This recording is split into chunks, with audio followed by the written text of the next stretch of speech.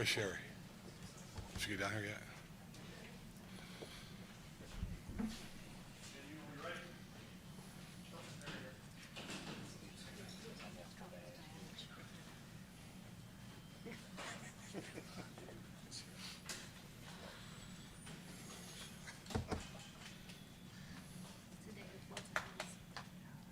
Is everybody ready in 15?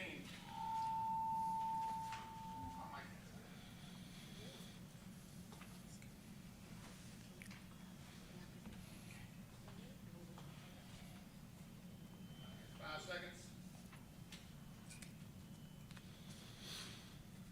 Go, Sheriff. Thank you. So thank you all for joining us this evening.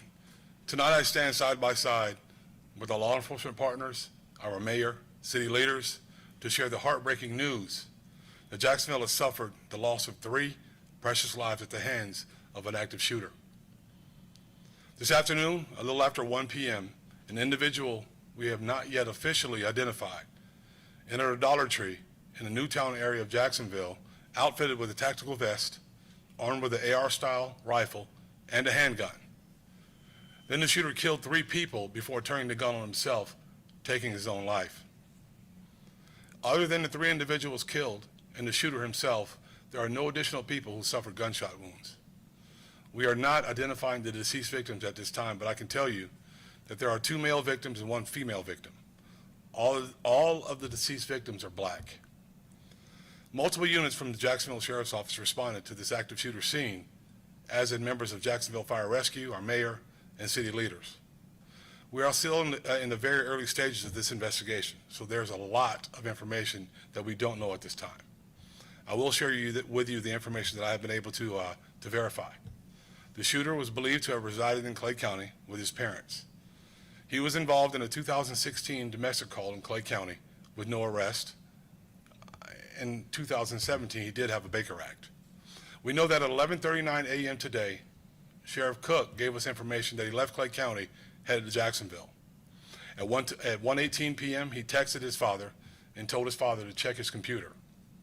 At 1:53 p.m., the shooter's family members called the Clay County Sheriff's Office. By that time, he had already begun shooting in Jacksonville. The Clay County Sheriff's Office, who has been assisting our agency with this investigation, received information after the shooting that the shooter had authored several manifestos, one to his parents, one to the media, and one to federal agents. Portions of these manifestos detailed the shooter's disgusting ideology of hate. Plainly put, this shooting was racially motivated, and he hated black people. He wanted to kill niggers. That's the one and only time I'll use that word. I want to be very clear that there is absolutely no evidence that the shooter is part of any large group. We know that he acted completely alone. If you take a look at the images on the screen, you'll be able to see what he utilized. The weapons that the shooter used today are a Glock and an AR-15 style rifle. This is a dark day in Jacksonville's history. Any loss of life is tragic, but the hate that motivated the shooter's killing spree adds an additional layer of heartbreak. There's no place for hate in our community, and this is not Jacksonville. As a member of this Jacksonville community, I am sickened by this cowardly shooter's personal ideology of hate. Homicide detectives are actively investigating this tragedy, and despite the fact that the shooter is dead, they will continue to investigate this until we have a complete understanding of what happened and even why he did it. Our Jacksonville community collectively cries tonight. To the victims and victims' families, our thoughts and prayers are with you now and will remain with you. Please know that in the face of this tragedy, this agency and our city stands with you. We stand united and resolved in our commitment to accountability. We stand united with each other. Those who have personally suffered loss and those who have been touched by this tragedy, we are with you. We stand united and resolved against all forms of hate. And at this time, I'll take any questions that I can. Sheriff Waters, does the Sheriff's Office consider this a mass shooting, and why or why not? Yes, it's a mass shooting, it's an active shooting, whatever you want to label it. It's a shooting that should not have happened under any circumstances. I don't think names of the shooting really matter. What matters is 3 people lost their life today. Sheriff, there are reports that the suspect may have been seen on Edward Water University at first and then made his way down the road. Can you confirm that?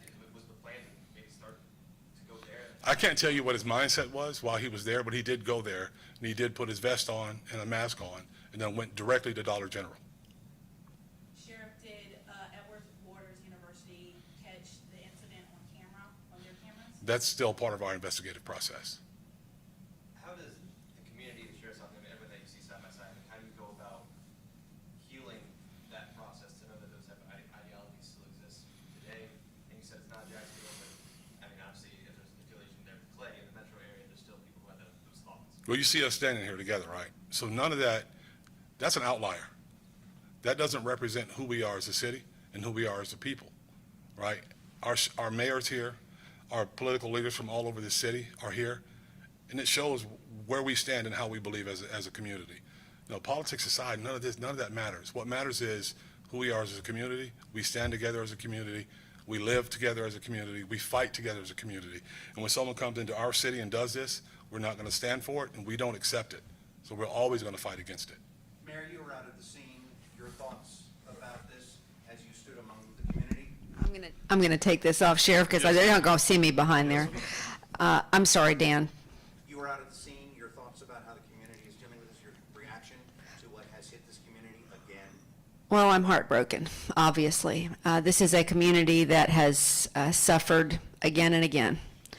So many times, this is where we end up. And there were so many people out today, obviously grieving, upset. It's just something that should not and must not continue to happen in our community. It's too often the same folks. And this type of hate, you know, this type of, you see the swastikas on the gun. We must do everything that we can. We must do everything that we can to dissuade this type of hate. And so, I can't even begin to tell you how frustrating this is for all of us, because we've seen it too much. We've seen it too much. And this, as you know, was the anniversary of when we had the shooting at the landing. And I believe that was also indicated in the manifesto that he was aware of that, and perhaps chose this date in alignment with that. So there's a lot here. But as the sheriff said, this was a hate-filled crime, and we just shouldn't have that kind of hate in Jacksonville. Does anyone know what the Baker Act was about back in 2017? So that's still under investigation also. And before we go any further, I want to give Sherry Onks, the SAC for our local FBI, an opportunity to address you all about a few things. Sherry. Thank you, Sheriff Waters. First, on behalf of the entire FBI, I want to express my deepest sympathies to the loved ones of those innocent souls that we lost in today's attack. No life should ever be lost to this kind of violence, and our thoughts are with the families tonight after this tragic event. Immediately upon learning about the shooting, FBI agents rushed to the scene to assist our partners at JSO. As we speak, members of our evidence response team and our investigative specialists continue to work alongside JSO to ensure every FBI resource is brought to bear to aid in this investigation. I have committed to Sheriff Waters that our assistance will continue for as long as necessary.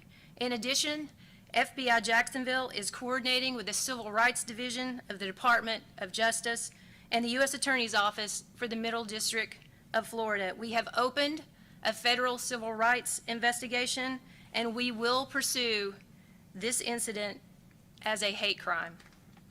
Hate crimes are always and will always remain a top priority for the FBI because they are not only attack on a victim, they are also meant to threaten and intimidate an entire community. Everyone has a right to feel safe in their communities and in their homes, and I assure you, the FBI will bring every resource we have to bear to bring justice to the families of those innocent lives we lost today. Thank you. I'll turn it back over to Sheriff Waters. Sheriff, Mary, you also mentioned swastikas. saw the pictures of the gun. Yeah. Yeah. Was that, did he own both those guns, or were those parents' guns? No, they were not his, those were not his parents' guns. I can't say that he owned them, but I know his parents did. His parents didn't want them in their house. Did he legally purchase those guns? From what we can tell, we don't know yet. That's still a deep part of the investigation we have to get into.